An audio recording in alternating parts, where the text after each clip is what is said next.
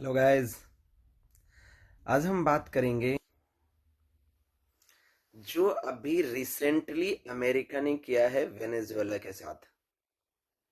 जी हाँ, इस पे बहुत स्ट्रांगली बात करेंगे। बहुत सारी चीजें शेयर करने वाले हैं। तो बस आप सभी से बस एक रिक्वेस्ट है कि आप सभी लोग इस वीडियो को लास्ट तक जरूर देखें। बहुत सारे इंफॉर्मेशन आपको मिलने वाले हैं इससे रिगार्डिंग। देखिए, अमेरिका ने बस वेनेजुएला पे जो स्ट्राइक किया ये बोल के कि मुझे नार्को टेररिस्ट को खत्म करना है ना, जो कि बस एक बहाना था, है ना। बहुत जो बस छोटी सी एक बहाना था, एक्सक्यूज था कि यार अमेरिकन्स ना इसके चलते मर रहे हैं, अमेरिकन्स बहुत सफर हो रहे हैं, ये सब बोल के दिखाया बस स्टार्टिंग में 2-3 महीने 4 महीने। अगस्त से ये कहानी शुरू हुई। सीआईए ने सारी प्लानिंग अगस्त से ही कर रखी थी वेनेजुएला के साथ करने की। उसको बस एग्जीक्यूट किया गया अभी के टाइम में, है ना। हुआ क्या, उसके पास जो ऑयल रिजर्व है आप सभी जानते हैं, और वेनेजुएला के पास वर्ल्ड का सबसे बड़ा ऑयल रिजर्व है। भले उसके पास रिसोर्सेस नहीं है उसको एक्सट्रैक्ट करने का, ड्रिल करने का, वहां से निकालने का, बट अमेरिका के पास तो है ना। दूसरी चीज, वहां पे चीन अपनी धीरे धीरे करके पैठ बना रहा था, अभी से नहीं, लगभग 2 दशक से चीन ने अपनी वहां अच्छी खासी पैठ बना ली थी, है ना। उसे एकदम लो कॉस्ट पे एकदम मिल जा रहा था एनर्जी, और उसका वो यूटिलाइज करता था अपने कंट्रीज में डेवलपमेंट के लिए, इंफ्रास्ट्रक्चर्स के लिए, इन सारी चीजों पे मिल रहा था। जबकि सैंक्शन लगना स्टार्ट कर दिया था, अमेरिका ने लगाना शुरू कर दिया था वैसे भी 2017 से, जिस वजह से उसके करेंसीज के रेट वगैरह तो सारे वैसे भी डिक्लाइन कर चुके थे, एकदम पूरी बुरी तरह से बेकार हो गई थी। बट इसका फायदा चाइना को मिल रहा था क्योंकि वहां से वो सस्ते चीजों सस्ते रेट में वो उठा ले रहा था और अपने इंफ्रास्ट्रक्चर ग्रोथ में उसका चीप बनाने में उसका बहुत सारा यूज कर रहा था। तो ये बात अमेरिका को तो वैसे भी हजम नहीं होनी थी, है ना। तो उसने सोचा कि चलो नार्को टेररिस्ट का बहाना बना के वेनेजुएला को अपने साथ ले लेते हैं, है ना। सो कॉल्ड दादागिरी जिसको कहते हो। ट्रंप एक बात हमेशा कहता था, पता है क्या, कि शक्ति से ही ना शांति आएगी। बात तो सच्चाई है, बात तो सच्चाई है। तो हमारे मोहन भागवत भी कहते हैं यहाँ पे, है ना, कि पावरफुल अगर आप बनेंगे तभी आपकी बात सुनी जाएगी, अदरवाइज आपकी बात नहीं सुनी जाएगी। ये बात आज सोचना चाहिए अपने लोगों को, अपने देश के लोगों को भी, कि क्या हमने गवाया है पिछले बहुत सारे सालों में, कि इंडिया कहाँ पे होना चाहिए था आज के टाइम में। और जो अभी का जो वर्ल्ड है ना, आप अगर को गौर से देखेंगे ना, बहुत गौर से देखेंगे, तो आपको फील होगा कि ये वर्ल्ड ना एकदम बारूद के ढेर पे बैठा है अभी के टाइम में। चाइना के राष्ट्रपति ने भी ये बात बोला कि पिछले इस दशक में ये सिनेरियो कभी नहीं बनी है जिस तरह से सिनेरियो अभी बन चुकी है। हर जगह वर्ल्ड में कहीं ना कहीं ऐसा फील हो रहा है कि अब ये लड़ाई स्टार्ट हो जाएगी, छिड़ जाएगी, कब ये वर्ल्ड वॉर में बदल जाएगी इसका कोई गारंटी नहीं है। हमारे पास क्या है, हमारे पास क्या इतने सारे रिसोर्सेस हैं, क्या हम सारी कंट्रीज से लड़ सकते हैं। अभी हम क्या कर रहे हैं, 1965 1971 की लड़ाई हमने किसके साथ लड़ी है, पाकिस्तान के साथ। एक बार चाइना के साथ लड़ा, हार गए, बहुत सारी जमीनें हमने दे दी, पाकिस्तान से हम जीत गए। अगर आप जस्ट इमेजिन कीजिए, अगर कोई एक ताकतवर कंट्रीज के साथ अगर हम लड़ते हैं तो क्या हमारे पास सारे रिसोर्सेज हैं। सोचना चाहिए।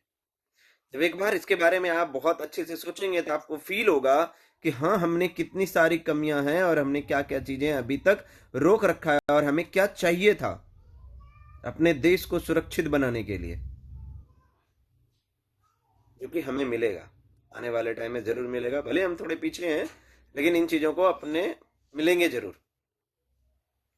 बात करें अगर वेनेजुएला की, तो वेनेजुएला को दिख गया कि ताकत था नहीं, अमेरिका ने उसे अपने साथ मिलाने के लिए पुरजोर कोशिश किया, उसको मिला लिया और उसका ऑयल रिजर्व पूरे वो अपने पास कब्जा कर लेगा, क्योंकि उसे दिख रहा है कि उसे बोल दिया उसने, तो उपराष्ट्रपति को भी धमकी दे दिया, अगर आप मेरे साथ काम हाँ में हाँ मिला के काम नहीं करेंगे तो आपको मादुरई से भी ज्यादा आपको सबक सिखाएंगे ज्यादा। और उसने अगला नंबर भी गिना दिया, इवन क्यूबा, कोलंबिया, मैक्सिको, कि अब आपका नंबर है अगला। यानी कि अगर आपके पास ताकत है तो आप किसी को भी अपने साथ मिला लेंगे जबरदस्ती। कुछ लोग यहाँ बैठ के ये भी कह रहे हैं कि क्या हम यही चीज पाकिस्तान के साथ नहीं कर सकते, बांग्लादेश के साथ नहीं कर सकते? बिल्कुल कर सकते हैं। हमारे पास अभी के टाइम में उतने रिसोर्सेज हैं जिसका मैं यूटिलाइज करके आप कर सकते हैं। यहाँ पे तो डेमोक्रेसी है और हम सबको मानना भी चाहिए लिटरली। इंडिया में डेमोक्रेसी सच में बहुत ज्यादा है। भले यहाँ पे कुछ लोग हल्ला करते रहते हैं, वोट चोरी ये है वो है, ये सब पता है क्या करते हैं? देश को ना बस बदनाम कर रहे हैं। जिन्होंने देश को कुछ दिया नहीं है, बस वो देश को बदनाम करते हैं। अभी टाइम है, ऐसा ऐसा वक्त है जहां विपक्ष को खड़ा होके अपने देश को स्ट्रांग करना चाहिए। जिस पोजीशन पे अभी वर्ल्ड खड़ा है ना, यहाँ पे कोई पक्ष और विपक्ष नहीं देख रहा। अभी लड़ाई छिड़ जाएगी ना तो कोई यहाँ पक्ष विपक्ष काम नहीं आएगा। यहाँ पे आपके देश, अपने देश के लोग ही काम आएंगे। तो अपने को, अपने लोगों को इन सारी चीजों के बारे में सोचना चाहिए। रही बात हमारी अभी जो रिसेंटली जो चल रहे हैं कॉन्फ्लिक्ट जो चल रहा है, उस पर अगर हम बात करें, देखो चाइना की तो ये कोशिश थी ही कि वेनेजुएला के साथ टाई अप करके एनर्जी को अपना लेस प्राइसेस में ले लें। लेकिन अब क्या कर दिया अमेरिका ने, उस पर कर दिया, तो चाइना बौखला रहा है ना। बट चाइना को क्या है, चाइना एक जगह नहीं तो दूसरे जगह, दूसरे जगह नहीं तो तीसरे जगह, कहीं ना कहीं तो वो अपना जुगाड़ कर ही लेगा। लिटरली कहीं ना कहीं कर लेगा। समझ रहे क्या कह रहा हूं? जहां तक चाहे, देखो अमेरिका जो चीज कर रहा है ना, चाइना वो चीज वो भी कर रहा है। बट वो डायरेक्टली वहां पे फोर्सेस का यूज नहीं कर रहा है चाइना।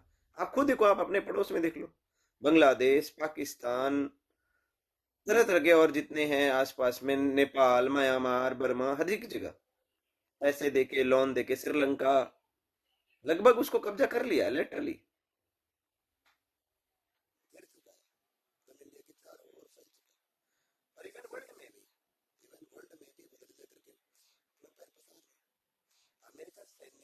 के साथ कर रहा है तो ये अपने पैसे के साथ कर रहा है, पर तरीका दोनों का एक ही है।